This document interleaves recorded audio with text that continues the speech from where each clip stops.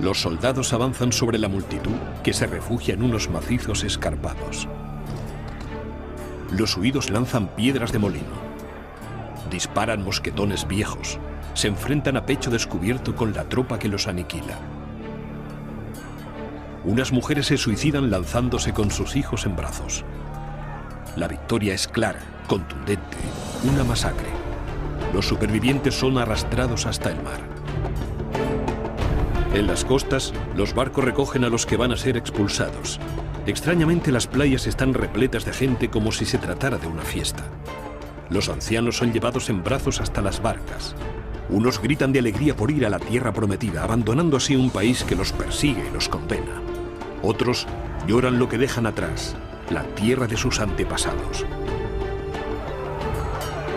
Los rumores se extienden. Se dice que los barcos no son seguros, que los capitanes echan al mar a los pasajeros incómodos.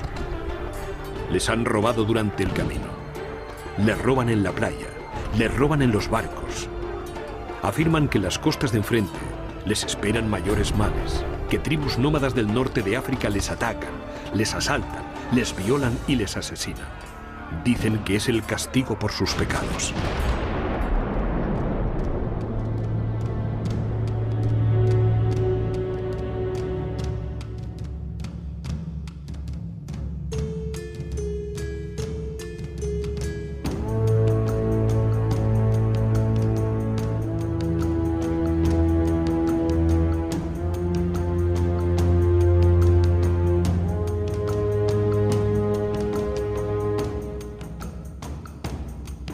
Pero, ¿qué han hecho todas estas personas para sufrir esta inusitada serie de castigos? ¿Qué han hecho para ser arrancados de su tierra y ser expulsados a unos lugares que ni conocen ni han visto jamás? Esta es la crónica que explica las claves de una expulsión de varios cientos de miles de personas que se realizó de 1609 a 1614 en todo el territorio peninsular. La expulsión de los moriscos.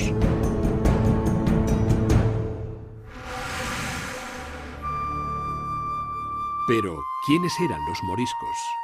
¿Venían de algún lejano territorio? ¿Era un grupo minoritario?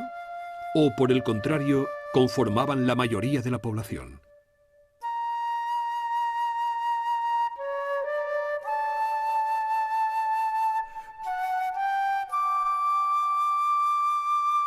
Los moriscos eran descendientes de los habitantes de Al-Ándalus, territorio de la península ibérica que estuvo bajo poder musulmán entre los años 711 y 1492. En este período, muchos antiguos cristianos adoptaron la lengua árabe y se convirtieron a la religión musulmana. Los moriscos en el momento de la expulsión podemos decir que son 350.000 alrededor de esta cifra, quizás un poco más, un poco menos, y están divididos en fundamentalmente tres grupos importantes. Los valencianos, que son más o menos 120, 130.000 y que representan la tercera parte de la población del antiguo reino de Valencia. Luego los aragoneses, que son 70.000 personas más o menos, que representan 20-25% de la población de Aragón. Y los castellanos, muy dispersados ellos, por casi todos los territorios de la Corona de Castilla, es decir, desde el Cantábrico hasta Andalucía, pero en el norte hay muy pocos. Galicia, Asturias, País Vasco no los conocen, pero más al sur sí que son importantes. Hay ciudades con Ávila que tienen una presencia morisca bastante importante de manera relativa, y así todas las ciudades de Castilla la Vieja, de Castilla la Nueva, de Castilla la Mancha de hoy, de Andalucía, de Extremadura, tienen una comunidad morisca. La procedencia de los moriscos hay que buscarla, por tanto, dentro de la misma península ibérica. No venían de fuera, más bien todo lo contrario. Se trataba de familias que, generación tras generación, llevaban muchos años, muchos siglos en el territorio peninsular. Habían nacido en estas tierras, habían crecido en estas tierras y habían visto nacer y crecer a sus hijos en estas tierras. Fueron inicialmente el grupo mayoritario. Habitaban la mayor parte del territorio frente al grupo reducido de conquistadores cristianos ubicados en el norte de la península. Las fuerzas cristianas fueron avanzando sobre Al-Ándalus y ocuparon sucesivamente amplios territorios del Valle del Duero, del Ebro y del Tajo. Finalmente, Levante, Murcia y Andalucía. Algunos de los habitantes de las tierras conquistadas huyeron hacia el sur o se desplazaron al norte de África. Otros quedaron bajo dominio cristiano y mantuvieron su religión musulmana. Se les llamó mudéjares, los domesticados. Eran musulmanes que quedaron en tierra de cristianos.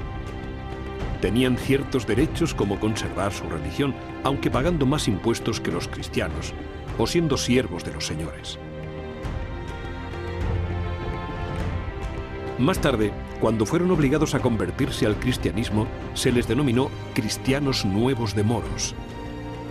El pueblo los llamó moriscos, término que se impuso.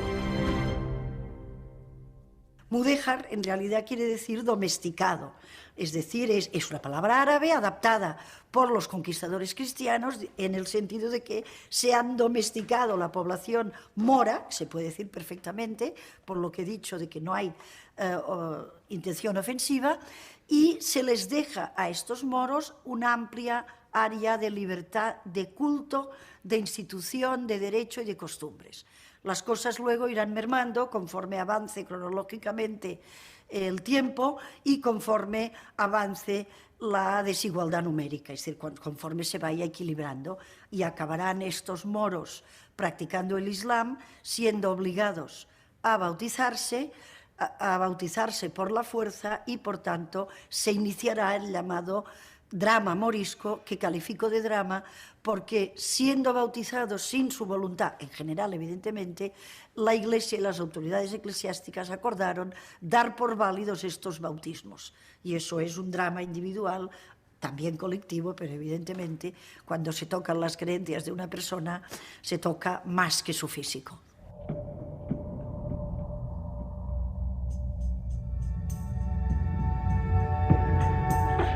Así, los mudéjares y luego los moriscos constituyeron una comunidad muy numerosa, mayoritaria, que progresivamente fue minorizada y, más tarde, expulsada. Primero se les había obligado a bautizarse y abandonar sus prácticas religiosas y culturales. Aún así, se les siguió considerando sospechosos. La idea de su expulsión empezaba a tomar forma.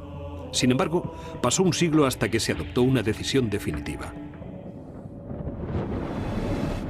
Uno de los hechos más sobresalientes, más sorprendentes, cuando uno se acerca al fenómeno de la expulsión de los moriscos, es que se trata de una decisión que en principio se toma, o por lo menos se intuye, en el año 1582, y de hecho se retrasa hasta el año 1609.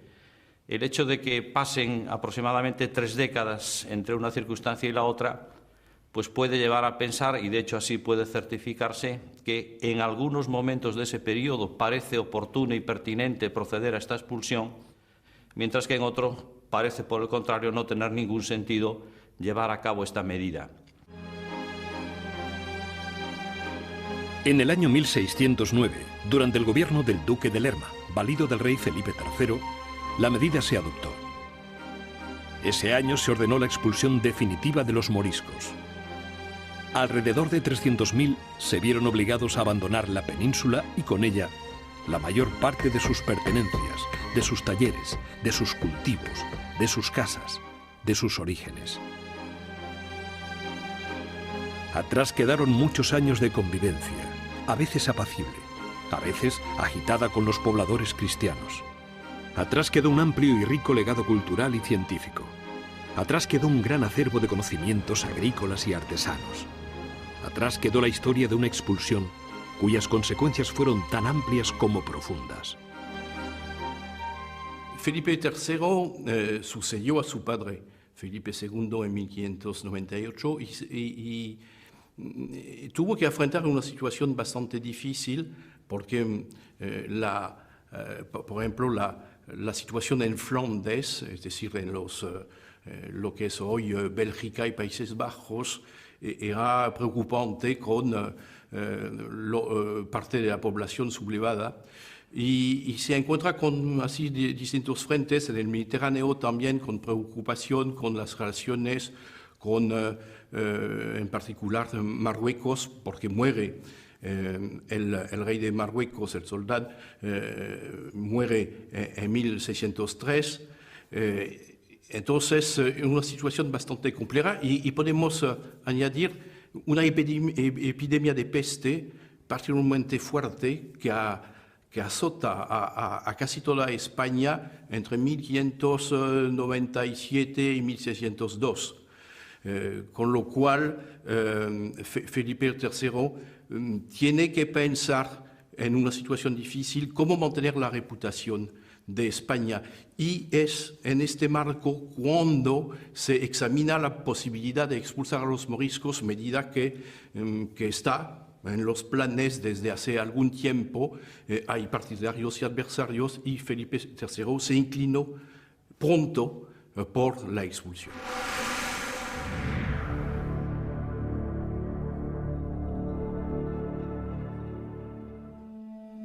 ¿A qué se dedicaban los moriscos? ¿Había moriscos ricos? ¿Eran todos cristianos? ¿Eran todos musulmanes? ¿Disponían de algún tipo de organización? Los moriscos desarrollaron un universo cultural, tecnológico y científico de gran variedad y riqueza. Su legado perdura todavía tanto en la península como en el norte de África.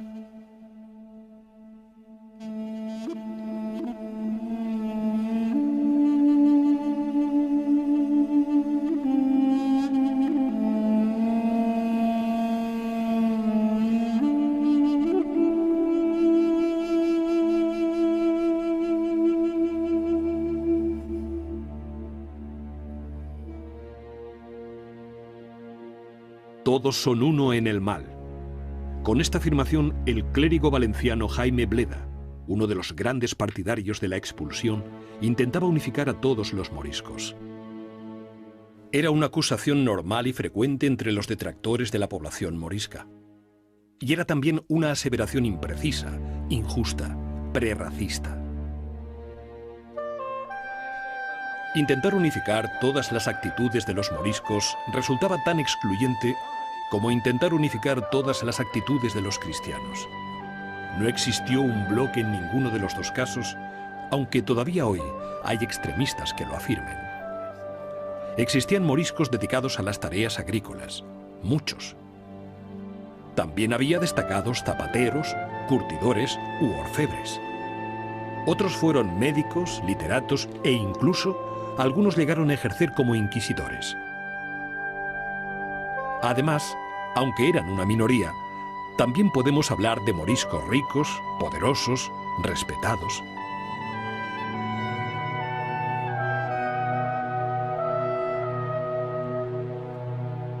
En el Reino de Granada hubo familias que se convirtieron al cristianismo durante el período mudéjar. A través de casamientos, muchos de ellos lograron integrarse en la oligarquía cristiana. Una de las miradas diferentes que podemos echar a la historia de los moriscos granadinos es la que nos lleva a las familias colaboracionistas. Es decir, no todos los elementos moriscos, ni musulmanes, mejor dicho primero, después moriscos, sufrieron la expulsión ni sufrieron una condición de humillación sistemática, sino que una serie de familias que colaboraron activamente con la monarquía, de grada o por fuerza, pero que obtuvieron a cambio, lógicamente, una serie de mercedes, una serie de beneficios que los situaban como intermediarios entre la comunidad morisca y la corona y, por tanto, les permitía no solo mantenerse, sino incluso aumentar su poder y su riqueza.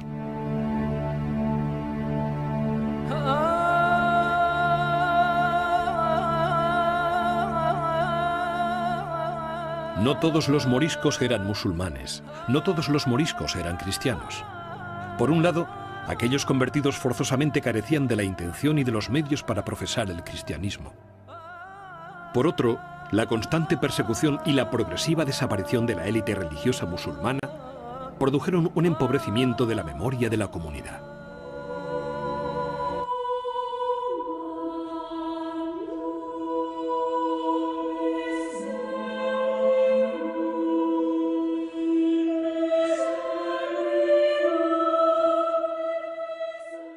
La organización social de los moriscos era compleja. Eran vasallos de sus señores, pero tenían sus propios representantes. Estos se encargaban de mantener el orden en la comunidad. En muchas poblaciones existían dos instituciones, la cristiana y la aljama morisca. Las aljamas eran una especie de concejos organizados por los mudéjares. Popularmente se les llamó morerías.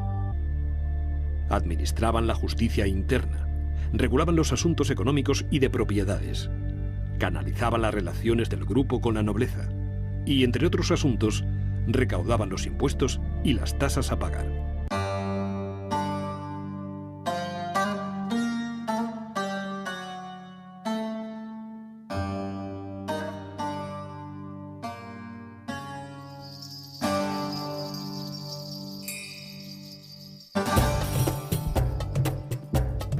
La especialización, o mejor dicho, la reducción de sus trabajos llegó más tarde, y de forma obligada, como una imposición, mediante prohibiciones y regulaciones de todo tipo.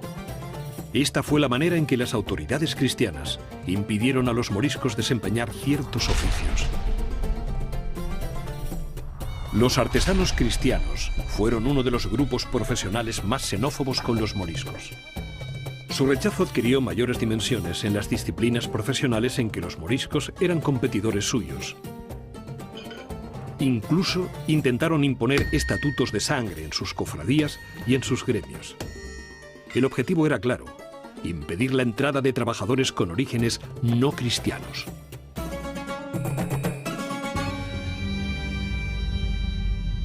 Las profesiones liberales corrieron la misma suerte. La medicina morisca, por ejemplo, sufrió durante el siglo XVI un fuerte acoso y una dura persecución. Muchos moriscos fueron expulsados de la universidad. A otros se les impidió directamente el acceso. En este escenario, las falsificaciones fueron recurrentes, y así muchos se hicieron pasar por cristianos viejos. La situación era sin duda paradójica. Los médicos musulmanes habían sido muy solicitados por reyes y obispos cristianos. Pero ahora eran perseguidos aunque su medicina, práctica y de observación era excelente. Incluso el propio monarca Felipe III, el rey que expulsó a los moriscos, fue salvado de la muerte en su niñez por un médico morisco. A través del mundo árabe, Europa se benefició de importantes avances en diferentes campos científicos. Sin los astrolabios y las brújulas no hubieran sido posibles los viajes oceánicos. Sin el cero, las ecuaciones y los algoritmos no se hubiera conseguido el desarrollo del sistema económico. Sin el papel y las tintas, la revolución de la imprenta no se hubiera alcanzado. Sin los traductores de Toledo, muchas obras científicas y filosóficas de la antigüedad hubieran desaparecido.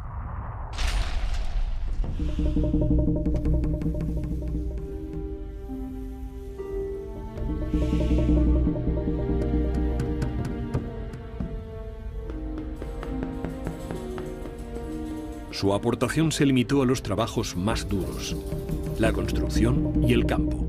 Y también en estos ámbitos demostraron un gran ingenio y una generosa capacidad de trabajo que en muchas ocasiones les valió las críticas y las envidias de sus compañeros cristianos.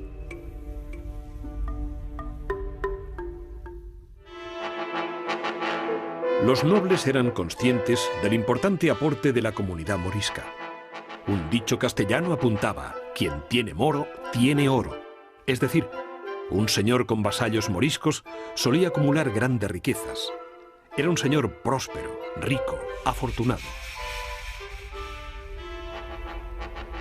Los marqueses eran muy partidarios de mantener en sus poblaciones a los moriscos porque constituían la base impositiva sobre la que gravaban los impuestos, puesto que los cristianos viejos que traían de Castilla para repoblar otros pueblos estaban exentos de pagar esos tributos, pues para hacerles fácil el venirse a estas tierras. Mientras que los moriscos, a cambio de que se quedaran en sus ancestrales tierras, tenían que costear al marqués pues las guerras que estos hacían y otros gastos.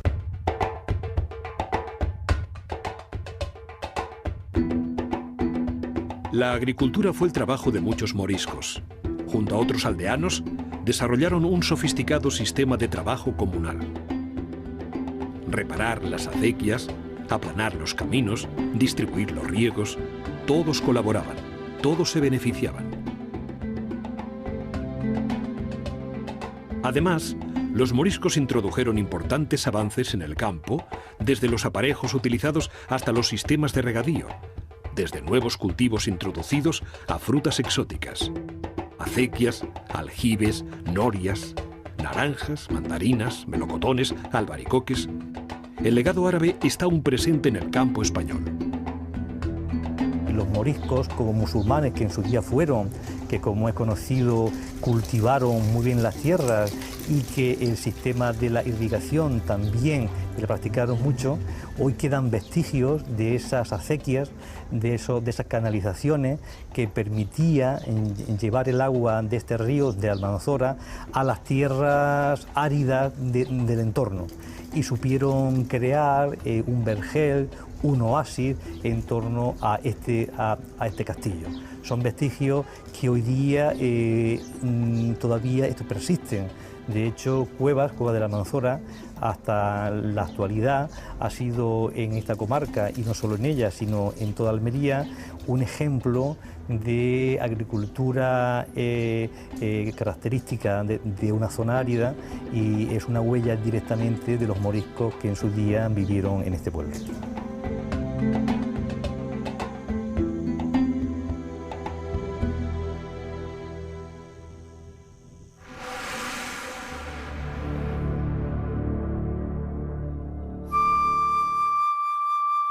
Sumergirse en la cotidianidad de una familia morisca es la mejor manera de conocer un conjunto de tradiciones y costumbres tan particulares como interesantes.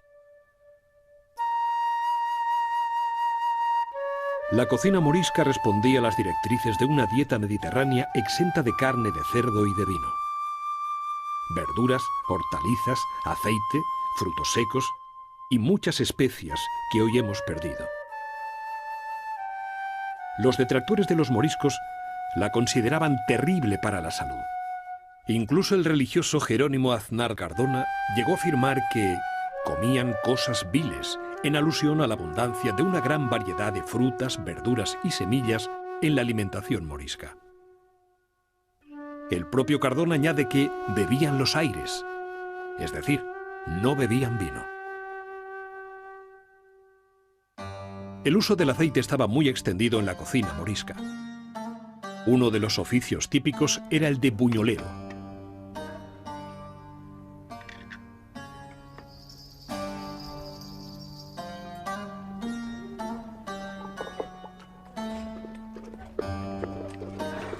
La conservación y la confitura de frutas también era algo habitual. El aprovechamiento de las tierras de secano impulsaba el cultivo de la almendra y su transformación en dulces como mazapanes o turrones.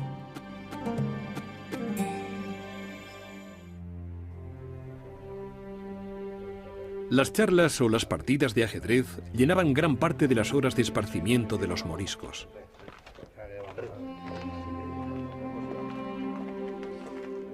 La mujer conservaba las tradiciones del hogar. La cocina, los tejidos, los cantes de las zambras, los peinados, los adornos con henna, las canciones que rememoraban tradiciones. Durante cerca de 100 años, estas costumbres fueron perseguidas y algunas erradicadas violentamente al ser erróneamente asociadas a la religión musulmana. La henna es un claro ejemplo. Fue una de las tradiciones más reprimidas. Estos adornos con los que las mujeres moriscas decoraban su piel se entendían como marcas del maligno. Aquellas que se aventuraban a cubrir sus manos o su rostro con estos dibujos podían incurrir en graves penas y severos castigos. Las prohibiciones relativas a la vestimenta afectaron más a las mujeres moriscas que a los hombres. Los ropajes femeninos se identificaron con la religión y fueron perseguidos. La ropa masculina apenas se diferenciaba de la que usaban los cristianos. Poco antes de la expulsión, solo se mantenían algunos elementos, como los grandes sombreros o los velos utilizados para protegerse del sol en el campo. Los moriscos que mantenían la religión musulmana encontraban en sus hogares el enclave perfecto para practicarla. Allí se sentían protegidos y ocultos. Las autoridades cristianas no tardaron en reaccionar. En Granada, por ejemplo, les obligaban a mantener las puertas abiertas los viernes. Los actos devocionales prohibidos en España pues, eran muy variados y afectaban pues, a los que están considerados como pilares del Islam, como son la oración, como son el mismo ayuno del mes de Ramadán. Y aunque los musulmanes lo realizaban de una forma privada, íntima, en casa, en las casas, la verdad es que siempre estaban acosados y sentían esa presión muy importante por parte del entorno que les llevaba a hacer unos actos muy simplificados, e incluso el mes de Ramadán pues no tenía todos los componentes que pueda tener un mes de Ramadán de ayuno normal en cualquier espacio del mundo islámico.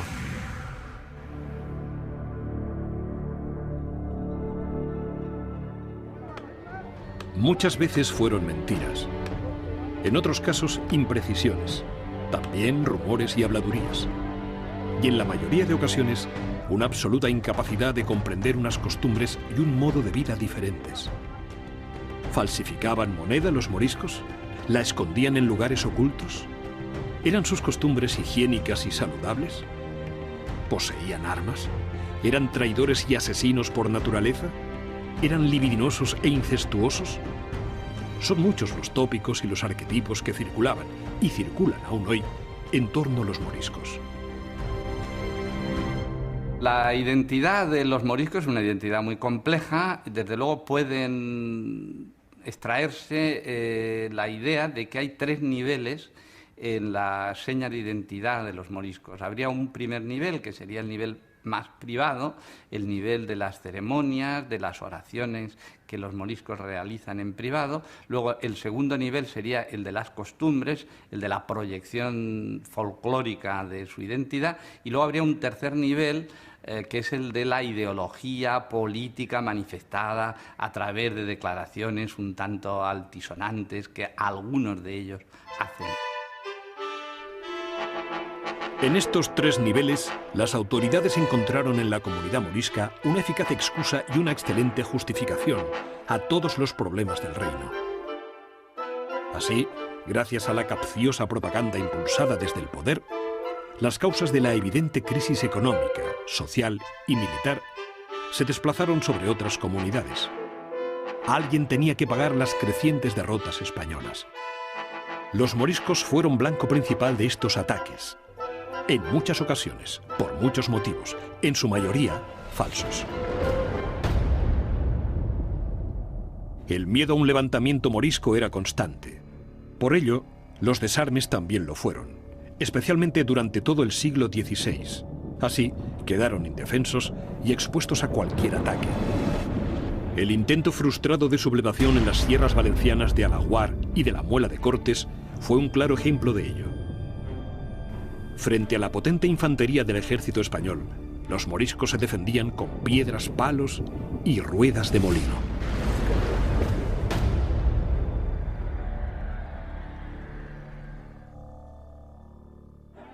Los moriscos también fueron tildados de ser prolíficos como las ratas y libidinosos como los conejos. Existía la idea de que tenían más hijos que los cristianos. Esta creencia llevaba directamente a dos aterradoras conclusiones. Acabarían llenando España y serían la población mayoritaria. Si bien se estaba produciendo justamente lo contrario. Además, a ello se unían las ideas de que se casaban antes, no tenían clero, no iban a la guerra y no emigraban a las Indias.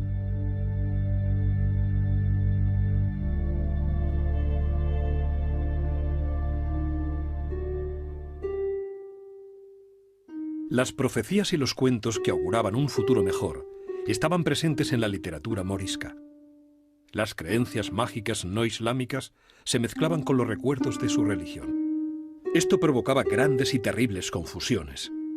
Las acusaciones de brujería, especialmente hacia las mujeres moriscas, eran constantes y generaban un gran temor entre el resto de la población.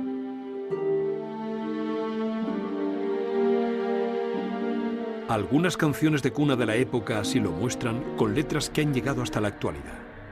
Que no venga la mora de dientes verdes, que no venga la mora, ni te despierte.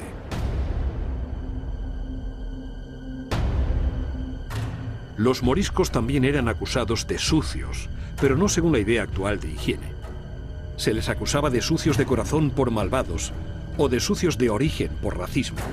Lo cierto es que se lavaban mucho más que los conquistadores cristianos. Incluso una de las primeras medidas de las autoridades fue cerrar los baños moriscos, unos lugares misteriosos y propios de conspiradores. Por mucho que se laven, seguirán estando sucios, exclamaba el religioso Jerónimo Aznar Cardona.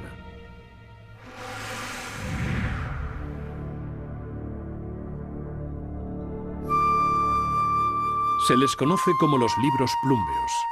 Aparecieron enterrados en el Sacromonte granadino. Eran falsificaciones, concretamente unas excelentes y detalladas falsificaciones elaboradas con un sumo cuidado y una gran destreza. Sus autores eran intelectuales moriscos. Mezclaban la religión árabe y la cristiana. Pretendían modificar la historia.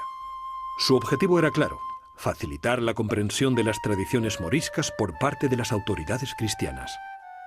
Los libros plúmbeos fueron una falsificación que hicieron los moriscos entre los años 1595 y 1599, que consistió en una especie de intento de evangelio nuevo, revelado, donde a las verdades cristianas de siempre se añadían una serie de principios de la religión musulmana, con objeto de crear una especie de sincretismo de religiones que justificara la presencia de los moriscos y de alguna forma evitara su posible expulsión que en ese momento se estaba preparando.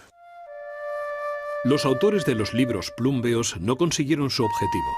Sin embargo, los libros plúmbeos son un claro ejemplo de la capacidad y habilidad de la comunidad morisca. El legado cultural de los moriscos fue amplio y variado. Su impronta está presente en ámbitos tan variados como la medicina, la arquitectura o la literatura. Junto a una medicina oculta, se siguió practicando una medicina popular basada en hierbas y compuestos. En muchos casos, esta sabiduría pasó de generación a generación, de madres a hijas. Las mujeres eran, pues, quienes la practicaron. Y este privilegio les valió un duro castigo. Muchas fueron acusadas de brujería. Las formas mudéjares continuaron presentes en la arquitectura morisca. Castillos, palacios e iglesias de todo el territorio de Aragón, Valencia, el Reino de Murcia y Granada fueron edificadas por mano de obra morisca. Sus trabajos están realizados básicamente con ladrillo, adobe, artesonados de madera y decoraciones de yeso. Y fueron también estos materiales los que predominaron en la edificación de sus casas encaladas y dotadas de pocas ventanas.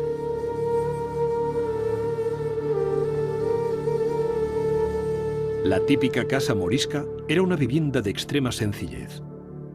La habitación principal era la cocina, donde incluso se llegaba a dormir.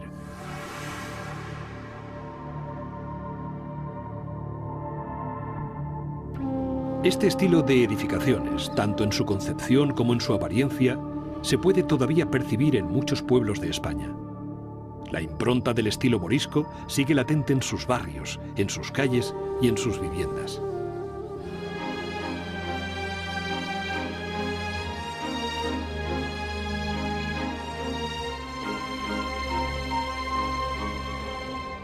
Las escuelas y las madrazas desaparecieron junto con las élites intelectuales que habían emigrado. Los baños, auténticos símbolos identitarios de la comunidad morisca, se cerraron o abandonaron. Las bibliotecas habían sido destruidas durante la conquista y los libros quemados. El uso del árabe estaba prohibido. Sin embargo, los moriscos fueron capaces de desarrollar una literatura en clave llamada literatura aljamiada. Conservaba los caracteres árabes, pero las palabras y sus significados eran castellanos. Era, por tanto, un texto en romance escrito en caracteres árabes. Eran textos religiosos, literarios, poéticos, médicos o de memorias biográficas. La literatura aljamiada es la literatura que crean los moriscos esencialmente de Aragón a partir del siglo XV y la están utilizando durante el XV y el XVI, y tiene como característica fundamental el hecho de que está escrita en castellano pero con caracteres árabes. En esta literatura los moriscos lo que hacen es recoger toda su herencia cultural y religiosa esencialmente, traduciendo diversas obras de literatura musulmana, desde el Corán, pasando por los hadices y diversos breviarios y devocionarios. En este sentido, es bastante original el esfuerzo que hacen de traducción y de adaptación a las realidades, digamos, españolas. Fue una fuente del legado morisco que todavía hoy está siendo desvelado. Fue una literatura de resistencia que utilizó los signos árabes como signo de identidad.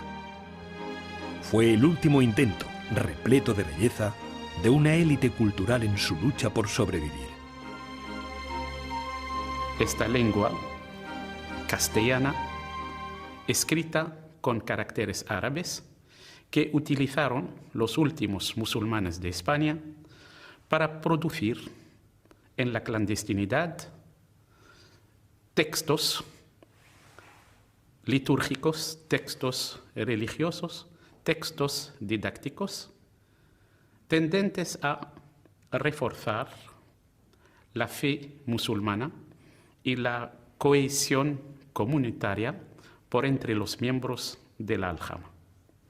La aljamía, por consiguiente, es este español arabizado, este español semitizado, cuyo fundador fue Isa ibn Jebr, en español Isa de Jebir. En muchos casos, la literatura religiosa derivó en profecías y supersticiones. La del encubierto, el Mahdi o el caballero del caballo blanco era una de las más conocidas.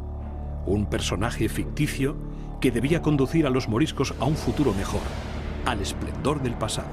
Y una noche de cuarto creciente, el rayo de la luna dará en la cueva de la montaña y su rayo claro color de leche se transformará en un caballo blanco al que se subirá un guerrero llamado Al-Fatimí, con una gran túnica de color esmeralda, por la que se le llamará el Caballero Verde, y este Caballero Verde, con su caballo Alboraique, dirigirá la batalla, acabando con todos los enemigos y restaurando el culto de Alá.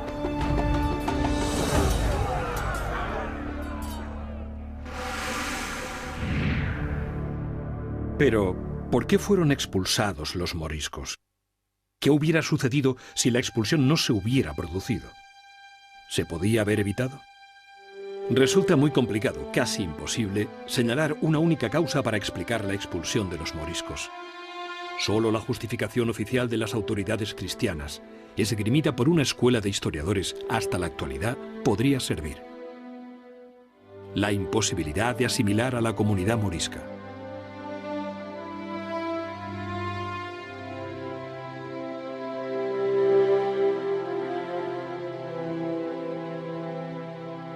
Sin embargo, desde el comienzo de la conquista, muchos musulmanes se convirtieron al cristianismo. A partir de la Reconquista sabemos que de alguna manera la conversión era un poco, entre comillas, forzada o te iba. Y entonces, claro, la mayoría pues, optó, esta era su tierra, esta era su familia, esta era su vida, optó por quedarse. Y lógicamente pues se convirtieron. En los primeros tiempos, pues seguramente la conversión era más bien de palabra que en realidad. Era un poco aparentar, pero poco a poco fueron convirtiéndose en auténticos cristianos. Pero esta conversión fue tan solo un bálsamo efímero. El cambio de fe de estos nuevos cristianos no fue suficiente. En 1609, el rey Felipe III ordenó la expulsión de los moriscos de sus reinos. Se pretendía erradicar con cualquier resto del pasado musulmán de todo el territorio de la península ibérica. En algunos casos, no obstante, fue necesario llevar a cabo hasta 3 intentos de expulsión de los moriscos de un mismo lugar. El pueblo de Villarrubias de los Ojos, de Ciudad Real, es un claro ejemplo. Villarrubias de los Ojos es un caso muy interesante, porque es un pueblo pequeño del campo de Calatrava, en La Mancha, y resulta que la mitad de la población pues eran moriscos, ¿no? Muy bien asimilados, parece que no había conflictos locales, nada fuera de lo normal en cualquier pueblo, digamos, de La Mancha. Cuando llegan las expulsiones, se quedan muy sorprendidos porque creen que van a quedar exentos por estar tan bien asimilados, se creen cristianos, católicos, y se les cae como una bomba el bando de expulsión. Los expulsan la primera vez a Francia y con un mes o 6 semanas ya han vuelto todos al pueblo y vuelven a sus casas, vuelven a sus vidas tranquilamente, andando desde Francia, que no es poca cosa. La segunda expulsión tiene lugar unos meses después, en 1612, y esta vez intentan echarlos a África, pensando que desde África ya será más complicado. Y aún así, pues consiguen volver. Y la tercera expulsión la lleva a cabo el propio conde de Salazar, el encargado de las expulsiones de Castilla, porque ya no se fía de sus subordinados y decide él mismo ir a La Mancha a echar a todos los moriscos posibles. Y con el mismo pobre resultado. Y pocos años después, demográficamente, económicamente, está claro que la mayor parte, si no todos los moriscos, están de vuelta, están de nuevo en el pueblo. Claro, buena parte ni fueron expulsados, porque ni expulsaron a los viejos, ni a los impedidos, ni a las jóvenes casadas con cristianos viejos, etc. Es decir, quedaban bastantes, yo calculo la mitad, y eso actúa como, digamos, un apoyo, un imán para que vengan los demás.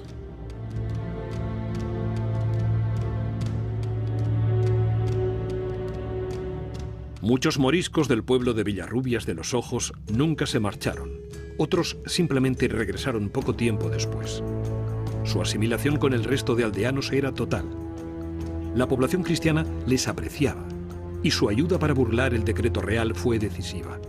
Sin embargo, este es tan solo un caso excepcional.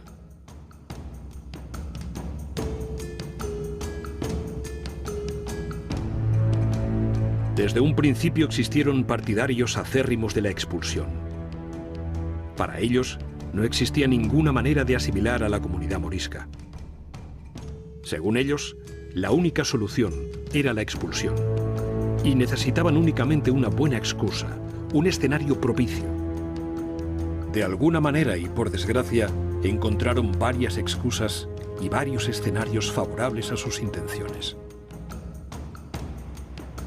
La tregua con los protestantes rebeldes holandeses facilitó los medios y los recursos para materializar la expulsión. La obsesión de los hidalgos por la llamada pureza de sangre, el complejo de inferioridad ante una Europa que veía en España un país de moros y judíos, el afán de protagonismo de un monarca en busca de reconocimiento. La crisis económica del momento generaba un clima propicio a la expulsión. No olvidemos que incluso los propios moriscos fueron acusados de provocar tal recesión. El miedo a una hipotética y a la vez imposible sublevación armada morisca. La vinculación de los moriscos con el Imperio Otomano, el mayor enemigo de la monarquía hispánica. Estas, junto a otras muchas motivaciones, contribuyeron a generar esta coyuntura antimorisca. Y en abril de 1609, la decisión fue tomada. Y por mandato de Su Majestad el Rey Felipe III, se ordena que todos los llamados moriscos, así hombres como mujeres con sus hijos, deben abandonar Almonacid. Deben abandonar Almonacid y por extensión todo el reino. Que en un plazo máximo de 10 días vayan a embarcarse a la parte donde el comisario les ordenare, y el que no cumpliere, incurra en pena de vida, que se ejecutará irremisiblemente. Se decretó la expulsión de los moriscos, aunque no sin miedo. Las autoridades temían una reacción violenta de la comunidad morisca que desencadenase una sublevación en diferentes puntos de la península.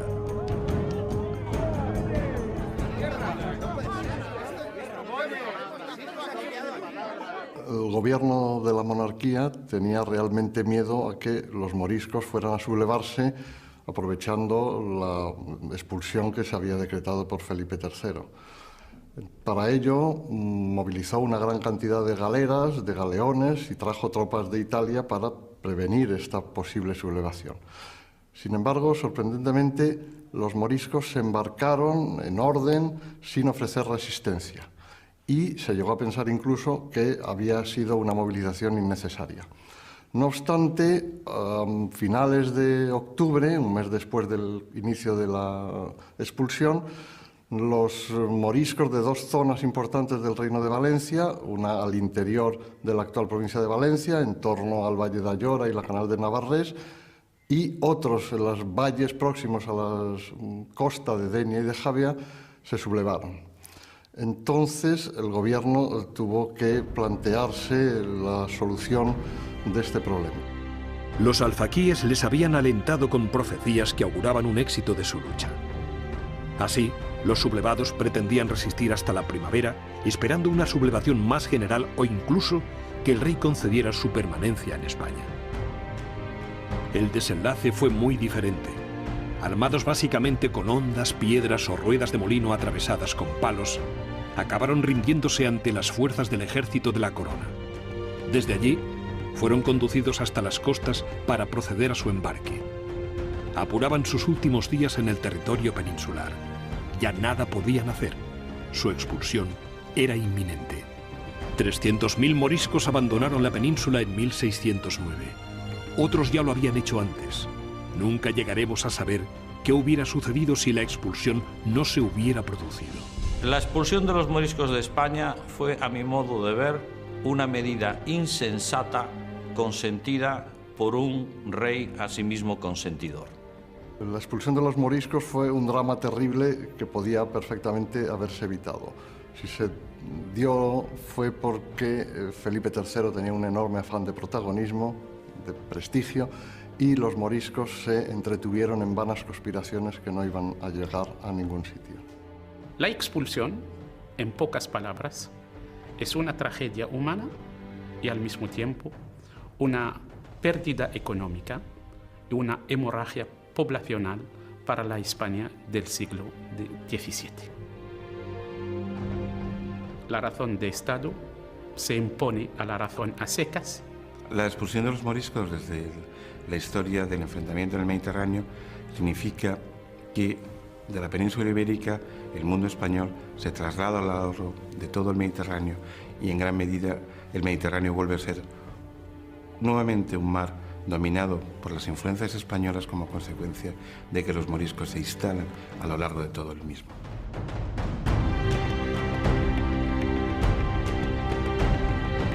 La península ibérica perdió una riqueza cultural y humana que recibió el norte de África. Allí, los barrios, la música, la artesanía, los cuentos, las leyendas, siguen recordando a día de hoy que la comunidad morisca continúa viva.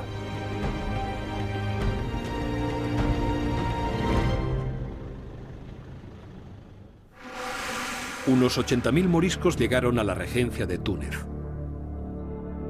Después de varios desembarcos catastróficos en las playas de Orán, donde la comunidad morisca fue asaltada por tribus nómadas, el poder otomano organizó el recibimiento de los recién llegados.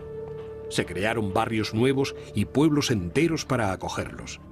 La llegada de los moriscos era, sin duda, sinónimo de prosperidad, desarrollo y riqueza. Con su ayuda, se pretendía mejorar la industria, la agricultura y la artesanía de la zona.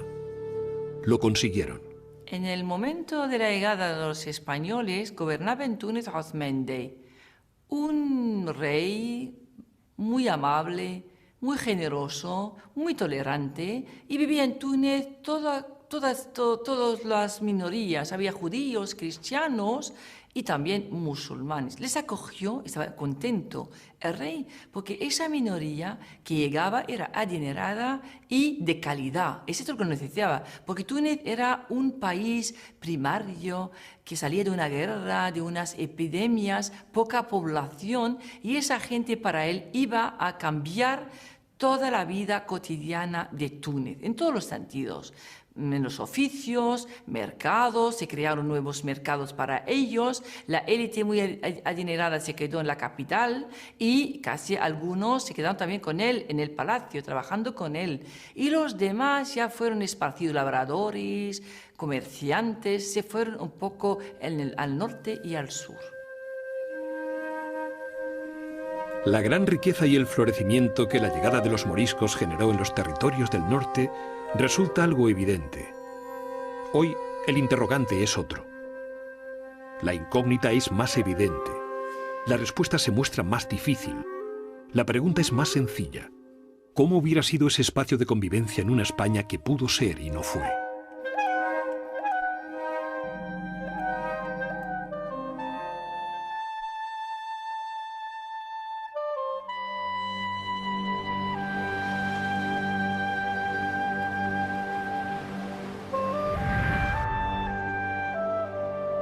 Habría que unir esta medida intransigente de la expulsión de los moriscos con otras muchas que acabaron con el magnífico siglo de oro español. Comenzó una larga decadencia. El imperio no se hundió solo militarmente por la cerrazón de unos gobernantes empeñados en ganar guerras imposibles. También se hundió por esa misma cerrazón frente a cualquier idea nueva o innovación. España no fue derrotada, sino que se derrotó a sí misma, reprimiendo y expulsando lo mejor de sus gentes. En las costas, los barcos recogen a los que van a ser expulsados. Extrañamente, las playas están repletas de gente como si se tratara de una fiesta. Los ancianos son llevados en brazos hasta las barcas. Unos gritan de alegría por ir a la tierra prometida, abandonando así un país que los persigue y los condena. Otros lloran lo que dejan atrás.